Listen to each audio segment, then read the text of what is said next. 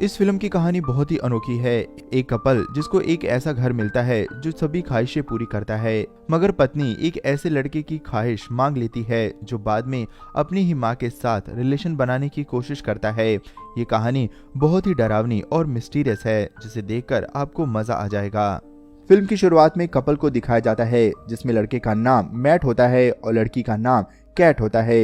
ये लोग अपने एक नए घर में शिफ्ट होते हैं जो सिटी से काफी दूर और अलग था। इसके आसपास कोई भी नहीं रहता था। मैट एक आर्टिस्ट और कैट एक ट्रांसलेटर होती है, लेकिन वे दोनों अपनी जॉब को छोड़कर इस घर में आए थे। कैट और मैट यहाँ से अपनी जिंदगी की एक नई शुरुआत करना चाहते थे। उनका घर बहुत बड़ा होता है। वे लोग जब इस घर को देख रहे होते हैं तो उन्हें एक अजीब सा रूम मिलता है।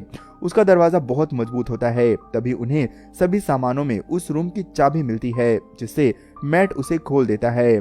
उस रूम में जाते ही घर की सारी लाइटें ब्लिंक करने लगती हैं। इसके बाद लाइट चली जाती है। वे दोनों उस कमरे से बाहर आ जाते हैं। अगली सुबह वे लाइट ठीक करने के लिए एक इलेक्ट्रीशियन बुलाते हैं। वे लोग उसे लेकर बेसमेंट में जाते हैं, जहां वह इलेक्ट्रीशियन देखकर हैरान हो जाता है कि चारों तरफ बहुत सारी वायर बिछी हुई हैं। पूरा का पूरा बेसमेंट सिर्फ वायर से भरा होता है। इसके बीच में एक व्हील होता है जिसके बीच में एक लाइट जल रही होती है। इन वायरों को देखकर इलेक्ट्रीशियन का दिमाग घूम जाता है। वह कुछ भी नहीं कर पाता। जब मैट उसे बाहर छोड़ने आता है तो इलेक्ट्रीशियन उससे पूछता है कि आपने ये घर क्यों खरीदा। वह बताता है कि बहुत दिनों से इस घर को किसी ने भी नहीं खरीदा था। पहले इस घर में जो कपल रहते थे उनका इस घर में मर्डर हो गया था। जब मैट को ये बात पता चलती है तो वह सोच में पड़ जाता है। उसने ऐसा घर खरीदा जिसमें मर्डर हुआ था। मैट ये सभी बातें कैट को नहीं बताता। उसके बाद मैट उस घर के बारे में नेट पर सर्च करता है। यहाँ उसे पता चलता है कि 1975 में एक लड़के ने इस घर में रहने वाले कपल को मार दिया था, लेकिन लोगों को इनको मारने का कारण आज तक पता नहीं लग सका। उस लड़के को एक पागल खाने में भेज दिया गया था।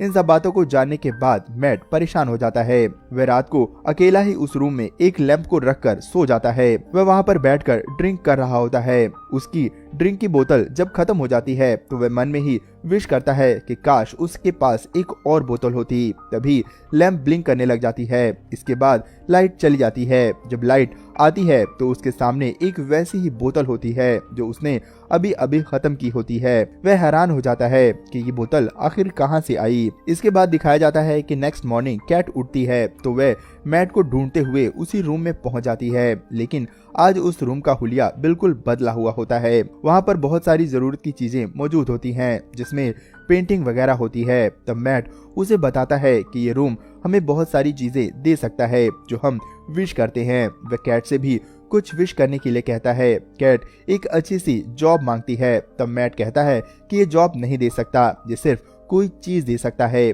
तब वह पैसा मांगती है, जिससे लाइट ब्लिंक होती है तो उसे पैसा मिल जाता है। पहले तो कैट को ये सब चीजें अच्छी नहीं लगती, लेकिन मैट के कन्विंस करने के बाद वह मान जाती है। वे दोनों बहुत खुश होते हैं। वे अपनी सारी इच्छाएं पूरी करने लगते हैं। वे घर से खाने पीने की चीजों के साथ महंगी ज्वेलरी, कपड़े और बहुत सारी चीजें मांगते हैं। वे पार्टी करते हैं। वे कई दिनों तक बहुत मजे करते हैं, यहाँ तक कि वे पैसे की दीवार खड़ी कर देते हैं। वे मजे से जिंदगी गुजार रहे होते हैं, लेकिन अब वे बोर होने लगते हैं। तब मैट उन्हें समझाता है कि हमें एक बच्चे की प्लानिंग करनी चाहिए, लेकिन कैट इस बात के लिए एग्री नहीं होती, क्योंकि वह 2 बार पहले भी ऐसा कर चुकी थी। दोनों बार उसका मिसकैरेज हो जाता है, जिससे वह डरी हुई होती है। इस बात को लेकर दोनों में बहस होती है, जिससे कि मैट गुस्से में बाहर टहलने के लिए चला जाता है। कैट घर में अकेली परेशान होती है। तभी उसके दिमाग में एक आइडिया आता है। वह उस रूम में जाती है और एक बच्चे का विश करती है। उसकी ये इच्छा पूरी हो जाती है। जब मैट घर वापस आता है तो देखता है कि कैट एक बच्चे के साथ खेल रही होती है। वह समझ जाता है कि ये बच्चा भी उसी रूम की देन है। वह कैट को कहता है कि तुमने क्या कर दिया। मैंने बोला था कि हम किसी जीवित चीज को नहीं मांगेंगे। ये बच्चा हमारे लिए खतरा बन सकता है, लेकिन कैट इस बात को नहीं मानती। वे दोनों दिमागी रूप से परेशान हो जाते हैं। वह रूम जो देता है उसे वापस नहीं लेता है। मैट परेशान होकर उस मर्डर का आर्टिकल नेट पर पढ़ने लगता है। तब उसे पता चलता है कि किलर का नाम जॉन डो था। उसने उस रूम के कहने पर ही उस कपल को मारा था। मैट उस किलर से मिलने मेंटल हॉस्पिटल जाता है। मैट जब उस किलर से मिलता है तो उसे भी पता चलता है कि वे लोग उसी घर में रह रहे थे। तब वे व्यक्ति मैट से कहता है कि जितना जल्दी हो सके उस घर के चक्रव्यूह से दूर चले जाओ। मैट वापस अपने घर की तरफ जा रहा होता है। वे कार में जब पेट्रोल डलवाता है तो उसके लिए वो वही पैसे देता है जो पैसे मैट को उस कमरे से मिले थे। लेकिन मैट जब जेब में हाथ डालता है तो उससे सिर्फ मिट्टी निकलती है। उसका पैसा मिट्टी बन चुका था। तब उसे पता चलता है कि रूम से जो भी मिलता है, यानी कि रूम उसे जो भी चीजें देता है वे सिर्फ घर के अंदर ही इस्तेमाल हो सकती हैं। घर के बाहर उसका कोई वजूद नहीं रह जाता। वह घर वापस आता है और जानने की कोशिश करता है कि आखिर ऐसा क्यों होता है, लेकिन उसे कुछ भी नहीं पता चलता। यहाँ ये पता चलता है कि वायर सिर्फ बेसमेंट में ही नहीं होती बल्कि घर की हर दीवार में होती है। उसे घर की दीवारों के अंदर सिर्फ वायर ही वायर नजर आती हैं। जब वह रूम से बाहर आता है तो देखता है कि कैट बच्चे को लेकर बाहर जाती है। इस पर वह उसे रोकने की कोशिश करता है लेकिन उसे रीजन नहीं बताता, जिसके कारण कैट बाहर चली जाती है। वे जैसे ही बाहर जाती है तो बच्चा रोने लगता है। उसका रंग भी चेंज होने लगता है। कुछ समय बाद बच्चे की रोने की आवाज तो बंद हो जाती है लेकिन कैट जोर जोर से चिल्लाने लगती है। वे मैट को जोर जोर से बुला रही होती है। तब मैट बाहर जाता है और उन दोनों को अंदर ले आता है। वे ये देखकर हैरान हो जाते हैं कि वो बच्चा अब 7 से 8 साल का हो चुका होता है। तब उन्हें एक और सीक्रेट पता चलता है कि जो भी इस रूम की जीवित चीज बाहर जाएगी उसकी उम्र तेजी से बढ़ने लगती है, जिससे कि वह जल्दी बूढ़ा होकर मर जाएगा। जब कैट को सब कुछ पता चल जाता है तो वह हैरान हो जाती है, लेकिन अब वह बच्चे को एक्सेप्ट कर चुकी होती है और उससे बहुत प्यार करने लगती है। इस बीच दोनों पति पत्नी के बीच झगड़ा होने लगता है।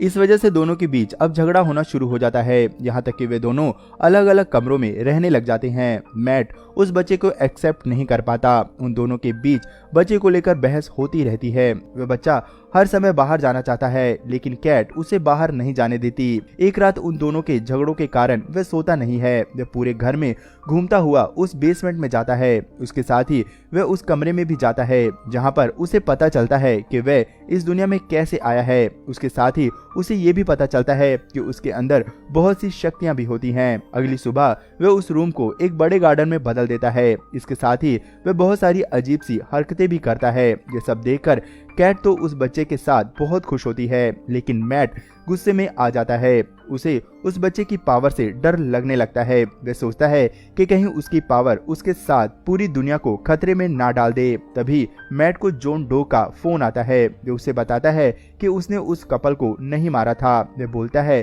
कि उस कपल ने भी उस रूम से एक बच्चा विश किया था, जिसे अपनी पावर का पता चल जाता है, लेकिन वह मरना नहीं चाहता था। इसीलिए वो अपने बचाव का कारण पूछता है।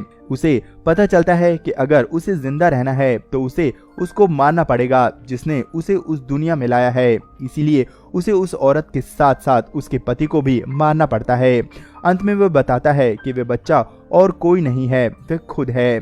कहने का मतलब ये है कि जॉन डो भी उस रूम से ही निकला हुआ एक ख्वाहिशी बच्चा है। ये सभी बातें दूसरी लाइन पर कैट भी सुन लेती है, जिससे वह बहुत गुस्से में आ जाती है और कार लेकर बाहर ड्राइव करने लगती है। वे गुस्से में लगातार ड्राइव करती रहती है। उसे अपनी गलती का एहसास होता है। इधर मैट बार बार अपनी माँ के बारे में पूछ रहा होता है। गुस्से में आकर मैट उस बच्चे को उसकी रियलिटी बता देता है। वे कहता है कि अगर तुम इस घर से बाहर गए तो कुछ ही समय में बड़े हो जाओगे और तुरंत ही बूढ़े होकर मर जाओगे। वे उसे दरवाजे के पास लाकर कहता है कि जाओ बाहर, लेकिन तभी उसे एहसास होता है कि आखिर ये बच्चा तो बच्चा है। उसके बाद वे उस बच्चे को सॉरी बोलता है। फिर वे उसे एक कहानी सुनाता है। वे उसे एक बाप की तरह व्यवहार करता है। वे उसे अपनी गोद में लेकर बिस्तर पर सो जाता है। अगली सुबह जब कैट घर में आती है तो उन दोनों को साथ देकर खुश होती है। आफ्टर ऑल मैट ने भी बच्चे को एक्सेप्ट कर लिया था। अगले दिन वे दोनों प्यार कर रहे होते हैं तो बच्चा भी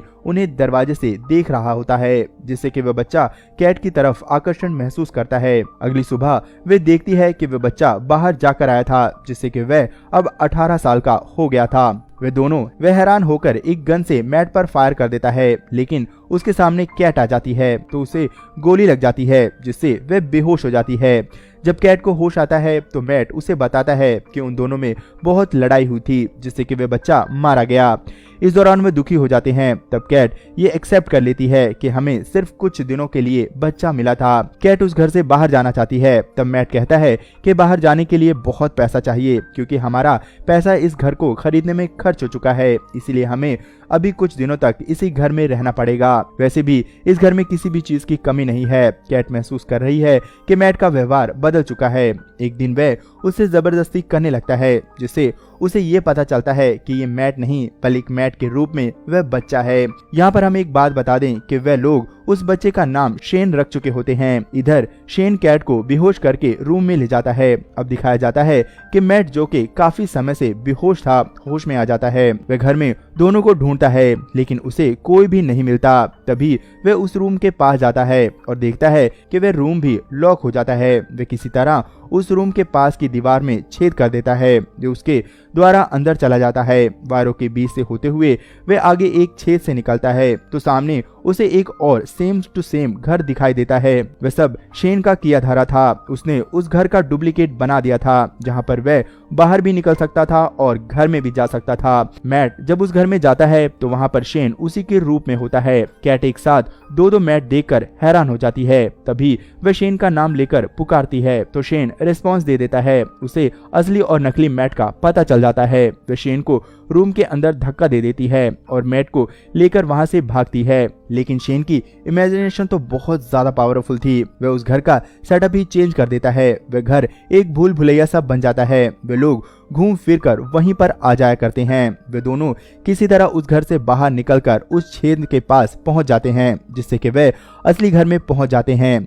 शेन भी उनके पीछे पीछे उसी घर में चला जाता है। इसके बाद असली घर से मैट उसे खींचकर घर के बाहर धक्का दे देता है। तब कैट अंदर से घर का दरवाजा बंद कर लेती है। इसके बाद शेन की उम्र बढ़ने लगती है। शेन उम्र बढ़ते बढ़ते बूढ़ा होकर मर जाता है। वे दोनों इस घटना से बहुत परेशान हो जाते हैं। इसके बाद वे दोनों उस घर को छोड़कर दूसरे घर में चले जाते हैं और ये फिल्म यहीं पर खत्म हो जाती है। ख्वाहिशें पूरी करने वाला घर मिल जाए तो आप क्या मांगेंगे? कमेंट में अपना जवाब जरूर लिखें।